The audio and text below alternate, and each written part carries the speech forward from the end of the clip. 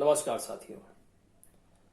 आज यानी कि 9 अप्रैल को एक बहुत ही महान विचारक, लेखक एवं घुमक्कड़ शख्सियत का जन्मदिन है, जिनका नाम है पंडित राहुल सांस्कृत्यायन। और आज मैं आपके सामने उन्हीं के द्वारा लिखी हुई किताब वीरचंद सिंह गढ़वाली जी के कुछ किस्से आपसे शेयर करूंगा। ये जो किताब है ये गढ़वाली जी एवं पंडित जी के बातचीत पर आधारित है। गढ़वाली जी का जन्म 1891 को संयुक्त प्रांत, जो कि बाद में उत्तर प्रदेश कहा गया, उसके पौड़ी गढ़वाल जिले में चौथान पट्टी इलाके में हुआ था, जो कि आजकल का उत्तराखंड है।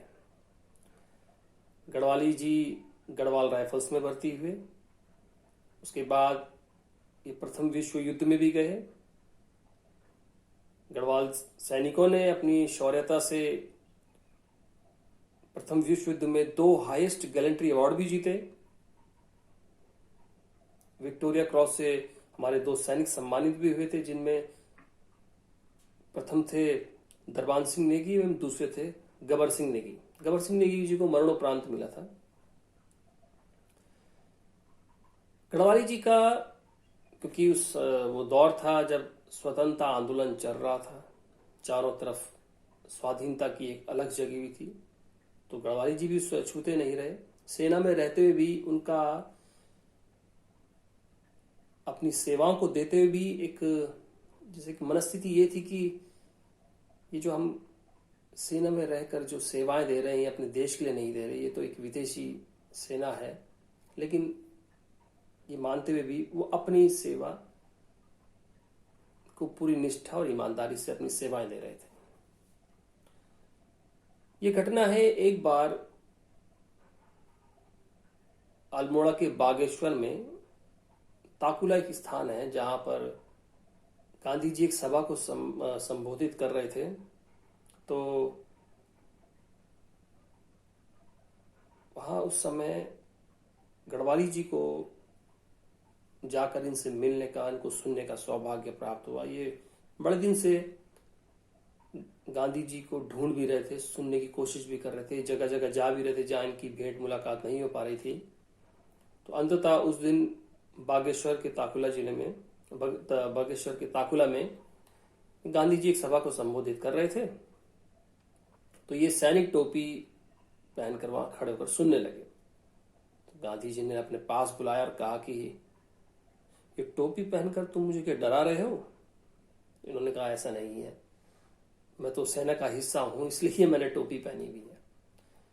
तो गांधी जी ने कहा कि ये टोपी उतारो, और गांधी जी ने अपनी टोपी इन्हें देते हुए कहा कि इसे पहनो।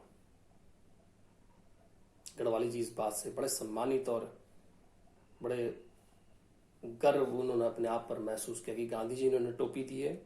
गांधी जी की टोपी लेते हुए उन्होंने कहा कि आपने मुझे सम्मानित किया, ये टोपी दी है, एक दिन मैं इस टोपी की लाज जरूर रखूंगा। वो लाज कब रखी गई, वो दिन भी आ गया। गढ़वाली जी को पेशावर कांड के नायक के तौर पे भी जाना जाता है। क्या था ये पेशावर कांड? उससे पहले प्रथम विश्व युद्ध में हिस्सा लिया। उसके बाद इन्हें मेसोपोटामिया, जिसे आजकल का सीरिया कहा जाता है, वहां भी इन्हें भेजा गया, वहां भी इन्होंने युद्ध में हिस्सा लिया। उसके बाद नॉर्थ वेस्ट फ्रंटियर यानी कि खैबर पख्तून, वहां भी इन्होंने जो सेना की तरफ से वहां भी इनकी पोस्टिंग, इनको रखा गया।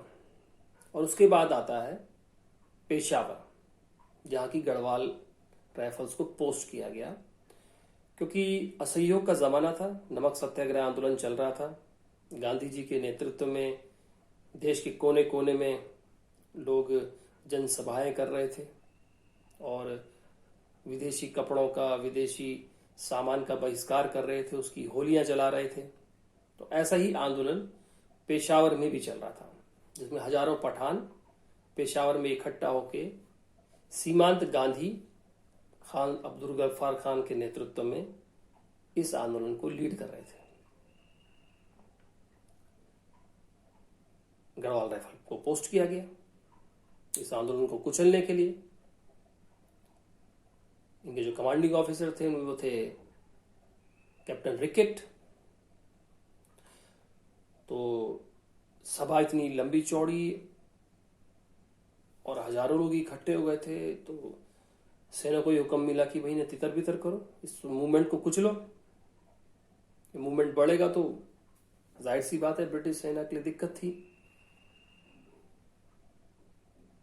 कैप्टन रिकेट ने पहले तो इतनी सारी भीड़ को देखकर कहा कि इन्हें किसी भी तरह से यहां से हटाओ। सेना ने आग्रह किया कि आप लोग यहां से जाइए, लेकिन कोई भी प्रदर्शनकारी टस से मस नहीं हुआ। कैप्टन रिकेट तैश में आ गया। कैप्टन रिकेट ने कहा कि गढ़वाली 3 राउंड फायर। गढ़वाली जी चीखे और चिल्लाए और कहे कि गढ़वाली सीज फायर। कैप्टन रिकेट ने गढ़वाली जी की तरफ देखा और इस तरह से कि ये क्या मतलब है, मैंने तुमसे क्या कहा, तुम क्या कह रहे हो।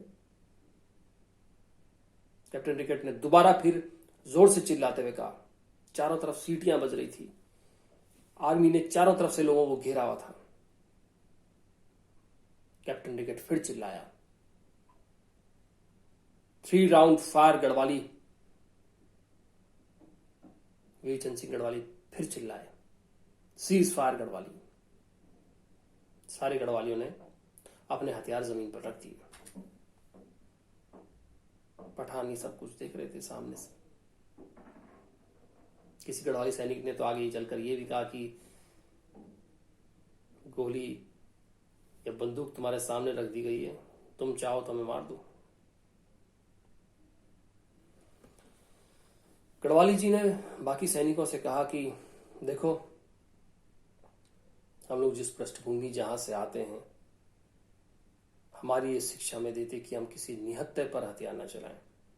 बेशक सेना ने मुझे हुक्म दिया है, लेकिन मेरा विवेक ये कहता है कि जो आदमी शांति से यहां बैठा उसे हमें गोली मारने का क्या हक है। जाहिर सी बात है कि इस घटना के बाद गढ़वाली जी और तमाम फौजियों को अरेस्ट कर लिया गया। कोर्ट मार्शल की प्रक्रिया शुरू हुई।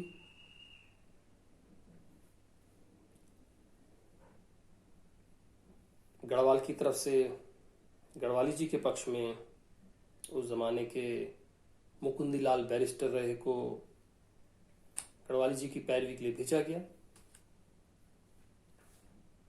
साथ साथ डिप्टी कमिश्नर गढ़वाल ने भी एक चिट्ठी मुकुंदीलाल बैरिस्टर को दी कि अगर वहां गढ़वाली जी को कोई सख्त सजा हुई या मौत की सजा हुई तो उसके रिएक्शंस गढ़वाल में कुछ खराब हो सकते हैं, यहां पर बवाल हो सकता है। तो ये भी एक दरखास्त वहां रखना कि वो फांसी की सजा पर जरा गौर फरमाएं। मुकदमा चला। गढ़वाली जी को दोषी माना गया कि तमाम बटालियन को तुम्हारे नेतृत्व में भड़काया गया है, तुम्ही ने सबको भड़काया और तुम इस बगावत के नेता हो। तो ब्रिटिश सेना नहीं चाहती थी कि इस खबर को,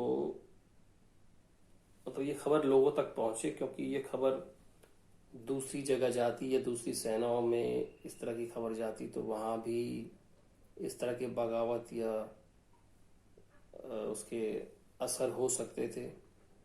तो ब्रिटिश सेना ने इसे बहुत ही कमतर, जिसे कहते हैं कि किसी को पता ना चले, इसको कमतर रखा कि ये बगावत या इस तरह की घटना लोगों के सामने या सेना के सामने इस तरह से ना आए, उनका मनोबल जिसे कहते हैं कि वो अलग तरह से भारतीयों के बारे में सोचने लगेगी और उनको शासन करने में दिक्कत आ जाएगी। तो गढ़वाली जी को इन तमाम दबाव के बावजूद कोर्ट मार्शल की प्रक्रिया में उन्हें सजाए मौत नहीं हुई, उन्हें उम्र कैद की सजा सुनाई गई। 6 साल उनको 1930 से 1936 तक एबटाबाद पाकिस्तान की सैनिक छावनी में रखा गया और उसके बाद की सजाएं उन्होंने बरेली जेल में और अलग अलग जेलों में बिताई।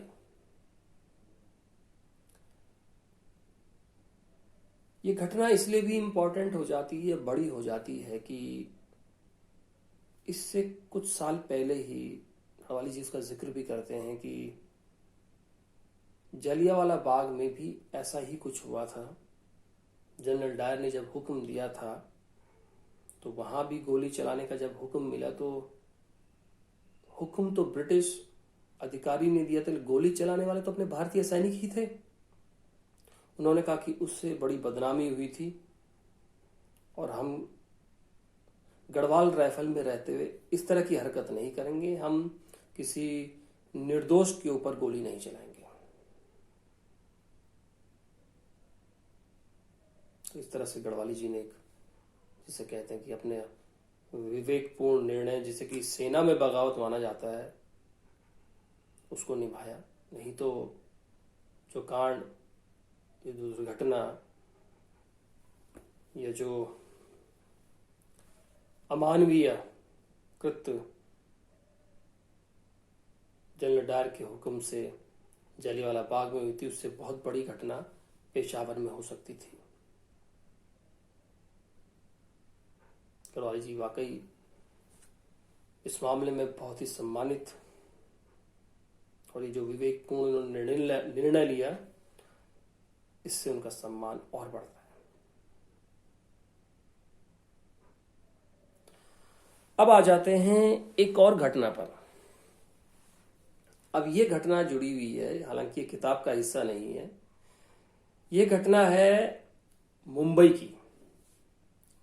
समय रहा होगा कोई 1980 का, जबकि 1980 उस दौर में जब करीम लाला का, जिसे कहते हैं, मुंबई में एक समय था, राज चलता था।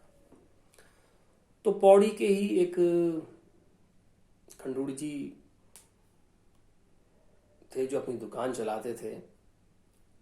तो ये किस्सा दरअसल हमने सुना है, कुछ अपने सीनियर लोगों से सुना है, उनके नाम मैं नहीं ले सकता। किस्सा सुनिए, किस्सा मजेदार है।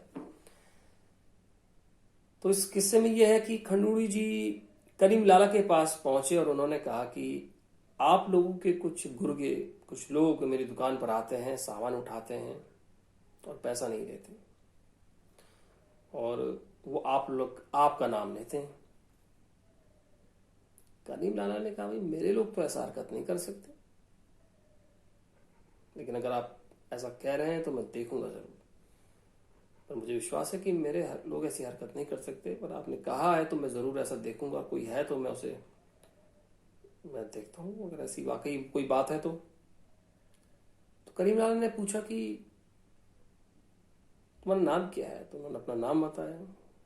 कहाँ के रहने वाले हो? मैं गढ़वाल का रहने वाला हूँ। करीम लाला ने जब गढ़वाल शब्द सुना तो थोड़ी देर के लिए रुक गए। उन्होंने कहा कि तुम वहां के हो जहां का वो वीरचंद सिंह गढ़वाली था? खंडूड़ी जी ने कहा, जी हाँ। यार उनके तो बड़े एहसान है हम पे।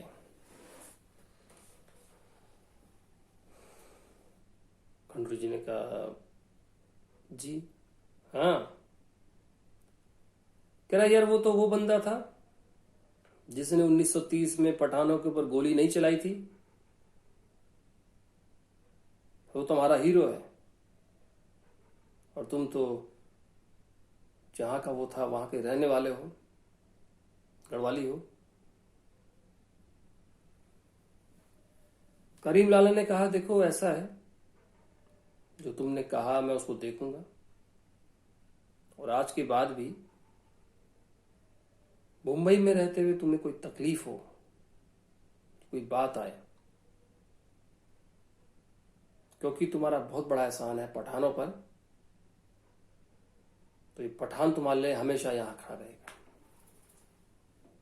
ये किस्सा मैंने पौड़ी में ही सुना था। मैं खुद गढ़वाल का रहने वाला हूं, पौड़ी का रहने वाला हूं, तो ऐसे किस्से भी आते हैं। एक बार फिर 9 अप्रैल है, पंडित राहुल शास्त्रदान जी का जन्मदिन है, और वीरचंद सिंह गढ़वाली जी एवं तमाम गढ़वाली सैनिकों को मेरा शत शत नमन। धन्यवाद।